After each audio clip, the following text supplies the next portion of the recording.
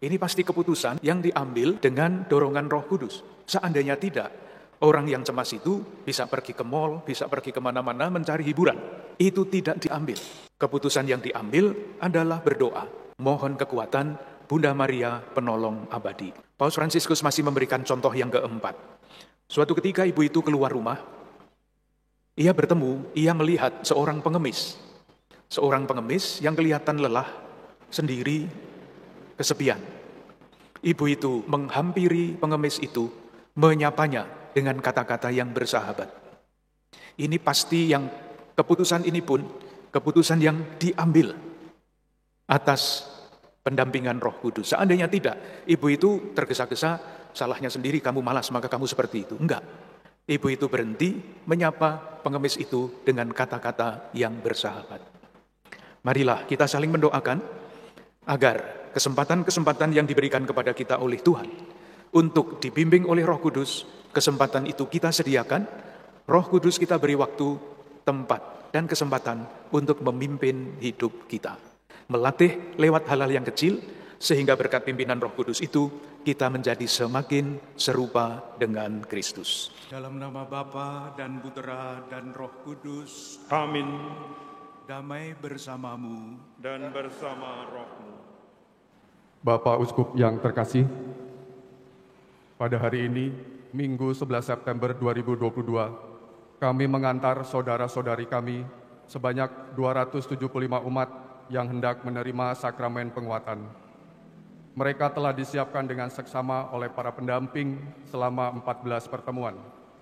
Dari pengamatan kami, mereka layak untuk menerima sakramen penguatan sebagai kepenuhan inisiasi dalam tradisi gereja, dan dengan demikian dikukuhkan keanggotaannya dalam gereja Kristus. Maka kami mohon dengan rendah hati, sudilah Bapak Uskup menerimakan sakramen penguatan kepada saudari-saudara kami ini. Terima kasih kepada seluruh umat di Paroki Tangerang ini, khususnya kepada para pembina, pendamping, panitia yang telah mengantarkan saudari-saudara kita, anak-anak kita ini, sampai pada hari ini mereka menerima kepenuhan sakramen inisiasi. Marilah kita doakan mereka agar anugerah Roh Kudus yang diterimakan gereja lewat sakramen penguatan sungguh-sungguh memimpin hidup mereka. Kita bawa pula ke hadapan Tuhan ujub pribadi kita masing-masing, ujub keluarga-keluarga dan komunitas kita. Kita awali perayaan Ekaristi ini dengan mengakui dosa-dosa kita, supaya kita layak merayakan misteri suci ini. Para ibu dan bapak, kaum muda, remaja dan anak-anak yang terkasih, khususnya para calon penerima sakramen Krisma yang berbahagia, bersama-sama dengan para pelayan ibadah hari ini, bersama dengan orang tua, keluarga, dan semua yang hadir di dalam perayaan Ekaristi ini, para pendamping, panitia, dewan paroki, dan semua saja, ingin saya ucapkan selamat kepada para calon penerima sakramen Krisma. Kita semua tahu menerima sakramen Krisma tidak hanya berarti karena usianya sudah sampai. Menerima sakramen Krisma adalah suatu keputusan.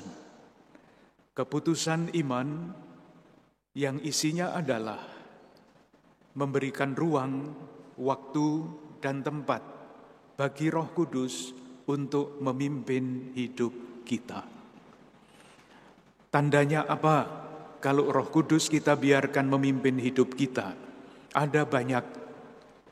Antara lain, ketika kita mengambil keputusan, baik kecil maupun besar, keputusan itu tidak kita ambil sekedar berdasarkan perhitungan kita sendiri, tetapi memberi tempat kepada Roh Kudus melalui doa. Tanda bahwa kita dipimpin oleh Roh Kudus adalah kita tidak hanya memilih yang gampang atau yang menyenangkan, tetapi kita selalu berusaha untuk memilih yang baik dan yang benar, serta melaksanakan yang baik dan yang benar itu. Saudari-saudaraku yang terkasih, saya yakin para pendamping sudah menyiapkan calon krisma ini dengan sebaik-baiknya. Saya hanya ingin menyampaikan satu renungan singkat, moga-moga dapat menjadi simpul dari semua yang sudah dilaksanakan. Nanti, sebelum sakramen krisma diterimakan, para calon penerima sakramen krisma akan didoakan dengan doa ini. Semoga berkat pengurapan Roh Kudus, mereka menjadi semakin serupa dengan Kristus Putra Allah. Berkat pengurapan Roh Kudus, semakin serupa dengan Kristus. Mengapa semakin serupa? Karena seluruh hidup Yesus juga dipimpin oleh Roh Kudus. Saya ingin mulai renungan ini dengan mengutip kalimat pertama dari Injil yang tadi kita dengarkan. Diceritakan begini, para pemungut cukai dan orang berdosa datang kepada Yesus untuk mendengarkan Yesus. Kan mestinya senang ya, kalau semakin banyak orang datang mendengarkan Yesus kan kita senang. Tetapi yang diceritakan tidak seperti itu. Maka bersungut-sungutlah orang Farisi dan ahli Taurat. Katanya, ia menerima orang berdosa, makan bersama-sama dengan orang berdosa. Kalau kita mengikuti riwayat hidup Yesus, yang namanya ahli Taurat dan orang Farisi itu selalu merecoki Yesus, selalu saja diamat-amati salahnya di mana. Dan tanda petik, hidup Yesus tidak hanya direcoki oleh orang Farisi dan ahli Taurat. Petrus, murid yang istimewa itu, menyangkal. Silahkan rasanya bagaimana seorang guru yang disangkal oleh murid yang dikasihi. Yudas, salah seorang dari 12 rasul, bahkan mengkhianati dia. Dan akhirnya Yesus dijatuhi hukuman mati. Pertanyaannya, apa yang membuat Yesus kendati dimusuhi, disangkal, dikhianati, diperlakukan tidak adil, tetap saja teguh, tetap saja setia, tetap saja menuju penyelesaian tugas perutusannya, mewartakan Injil? Jawabannya satu, karena seluruh hidup Yesus dipimpin oleh Roh Kudus.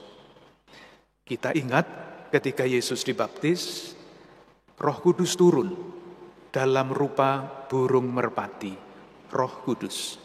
Dan ada suara yang berkata, engkaulah anak yang kukasihi. Roh Kudus turun atas Yesus. Ketika Yesus digodai di padang gurun, apa Yesus sendirian? Tidak. Roh Kudus membawa Yesus ke padang gurun dan menyertai, sehingga godaan setan yang begitu dahsyat tidak mempan, tidak berakibat pada Yesus. Ketika Yesus tampil pertama kalinya, dikatakan Roh Kudus ada padaku. Roh Kudus lagi. Jadi, kalau Roh Kudus sungguh bekerja di dalam diri Yesus, itulah yang membuat Yesus tetap setia, tetap konsisten menjalankan tugasnya sampai akhir. Dan nanti para calon akan didoakan dengan doa yang seperti itu. Semoga berkat pengurapan Roh Kudus, mereka menjadi semakin serupa dengan Kristus, artinya membiarkan hidupnya dipimpin oleh Roh Kudus. Roh Kudus diberi waktu, diberi ruang, diberi tempat, sehingga keputusan-keputusan kita, sekecil apapun, tidak sekedar kita buat berdasarkan pertimbangan dan kemauan sendiri, tetapi memberi tempat kepada Roh Kudus membantu kita. Contohnya bagaimana? Saya akan menceritakan contoh yang diberikan oleh Paus Fransiskus mengenai pribadi yang dipimpin oleh Roh Kudus dan hidupnya semakin serupa dengan Kristus. Paus Fransiskus memberi contoh seorang ibu. Nanti bapak-bapak, anak-anak bisa cari contoh sendiri. Paus Fransiskus mengatakan begini, seorang ibu pergi berbelanja. Di tempat belanja dia bertemu dengan tetangganya, mulailah pembicaraan yang seru. Dan pada suatu titik mereka mulai bergosip. Gosip itu bicara jelek tentang orang lain. Tetapi ibu itu mengatakan, tidak, saya tidak akan bicara jelek tentang orang lain. Ini tanda bahwa ibu itu dipimpin oleh Roh Kudus. Tidak memilih yang menyenangkan. Ngerasani orang, membicarakan kejelekan orang itu kan menyenangkan ya. Tetapi itu tidak dipilih. Yang dipilih adalah yang baik. Tidak mau bicara jelek tentang orang lain. Contoh pertama. Contoh kedua, ibu itu pulang sudah lelah. Sampai di rumah mau istirahat, tetapi salah seorang putranya minta waktu untuk bercerita tentang harapan-harapan dan rencana-rencananya. Ibu itu duduk dengan penuh perhatian mendengarkan anaknya berbicara. Ini pasti keputusan yang dipimpin oleh Roh Kudus. Seandainya tidak, ibu itu mungkin malah marahi anaknya, sudah lelah nanti besok atau kapan-kapan. Enggak. Ibu itu duduk mendengarkan anaknya dengan penuh perhatian. Semakin serupa dengan Kristus karena membiarkan dirinya dibimbing oleh Roh Kudus. Suatu ketika ibu itu merasa cemas, entah karena apa. Tetapi waktu itu dia ingat ada Bunda Maria penolong abadi. Maka ibu itu mengambil rosario, berdoa, mohon kekuatan dari Bunda Maria penolong abadi. Ini pasti keputusan yang diambil dengan dorongan Roh Kudus. Seandainya tidak, orang yang cemas itu bisa pergi ke mall, bisa pergi kemana-mana mencari hiburan. Itu tidak diambil. Keputusan yang diambil adalah berdoa. Mohon kekuatan Bunda Maria penolong abadi. Paus Fransiskus masih memberikan contoh yang keempat. Suatu ketika ibu itu keluar rumah, ia melihat seorang pengemis. Seorang pengemis yang kelihatan lelah, sendiri, kesepian. Ibu itu menghampiri pengemis itu, menyapanya dengan kata-kata yang bersahabat. Ini pasti yang keputusan ini pun keputusan yang diambil atas pendampingan Roh Kudus. Seandainya tidak, ibu itu tergesa-gesa, salahnya sendiri, kamu malas maka kamu seperti itu. Enggak. Ibu itu berhenti menyapa pengemis itu dengan kata-kata yang bersahabat. Marilah kita saling mendoakan agar kesempatan-kesempatan yang diberikan kepada kita oleh Tuhan untuk dibimbing oleh Roh Kudus, kesempatan itu kita sediakan. Roh Kudus kita beri waktu, tempat, dan kesempatan untuk memimpin hidup kita. Melatih lewat hal-hal yang kecil, sehingga berkat pimpinan Roh Kudus itu, kita menjadi semakin serupa dengan Kristus. Dengan harapan itu, marilah kita lanjutkan ibadah kita. Saudari-saudaraku yang terkasih, sebelum sakramen Krisma diterimakan, marilah kita bersama-sama berdiri untuk membaharui janji baptis kita. Saudari-saudaraku yang terkasih, sanggupkah saudari-saudara menentang kejahatan dalam diri saudari-saudara sekalian dan di dalam masyarakat? Sanggupkah saudari dan saudara menolak godaan-godaan setan dalam bentuk tahayul, perjudian dan hiburan yang tidak sehat? Sanggupkah saudari dan saudara berjuang melawan segala tindakan dan kebiasaan tidak adil dan tidak jujur yang melanggar hak-hak asasi manusia dan lingkungan hidup? Percayakah saudari dan saudara akan Allah, Bapa yang Maha Kuasa, Pencipta langit dan bumi? Percayakah saudari-saudara akan Yesus Kristus, Putranya yang tunggal Tuhan kita, yang dilahirkan oleh perawan Maria, yang menderita sengsara, wafat dan dimakamkan, yang bangkit dari alam maut dan duduk di sisi kanan Bapa. Percayakah saudari dan saudara akan Roh Kudus, Tuhan yang menghidupkan, yang pada hari ini dalam sakramen Krisma dianugerahkan kepada para calon penerima sakramen Krisma secara istimewa seperti kepada para rasul pada hari Pantekosta. Percayakah saudari dan saudara akan Gereja Katolik yang kudus, persekutuan para kudus, pengampunan dosa, kebangkitan badan, dan kehidupan kekal? Sekarang marilah kita berdoa kepada Allah, Bapa yang Maha Kuasa, agar Ia sudi mencurahkan Roh Kudus kepada anak-anaknya ini yang telah dilahirkan kembali bagi hidup abadi dalam sakramen pembaptisan.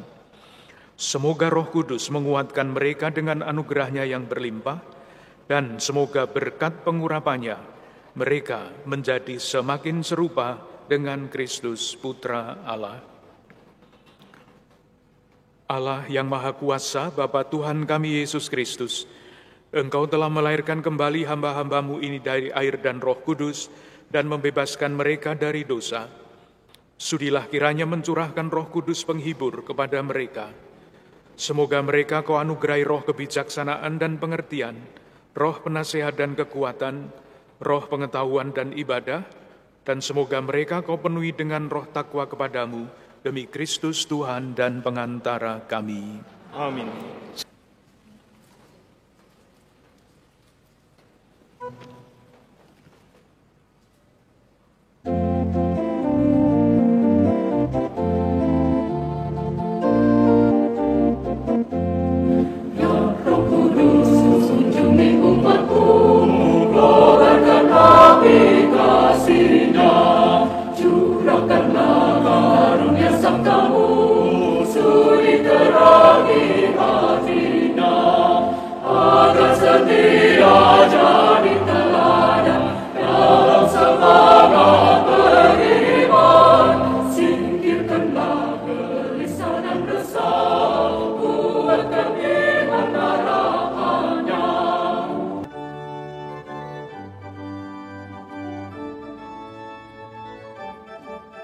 Saat hatimu jadi hamba, jadilah saksi Kristus.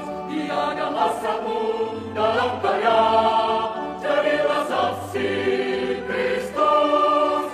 Tiada harapan dan berjuang, jadilah saksi Kristus. Ikut jalanmu di hatimu, jadilah saksi Kristus. Jadilah saksi Kristus. Jika beban jiwa tak tertanggung, jadilah saksi Kristus. Agunglah misteri iman kita. Penerangan dunia, selamatkanlah kami. Adalah melalui salib dan kebangkitan-Mu. Engkau telah membebaskan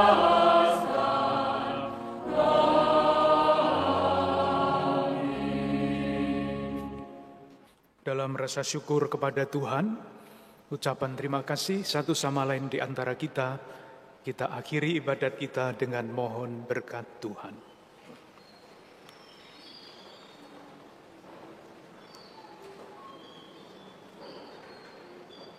Tuhan bersamamu Dan bersama rohmu, semoga kita sekalian, keluarga-keluarga kita, saudari-saudara yang kita doakan secara khusus di dalam perayaan Ekaristi ini, dilimpahi berkat, perlindungan, dan damai sejahtera. Dan semoga persaudaraan kita, pekerjaan, dan pelayanan kita diteguhkan oleh Allah yang Maha Kuasa, Bapa dan Putera dan Roh Kudus. amin. Dengan demikian ibadah kita sudah selesai, kita diutus untuk mewartakan kebaikan Tuhan. Amin.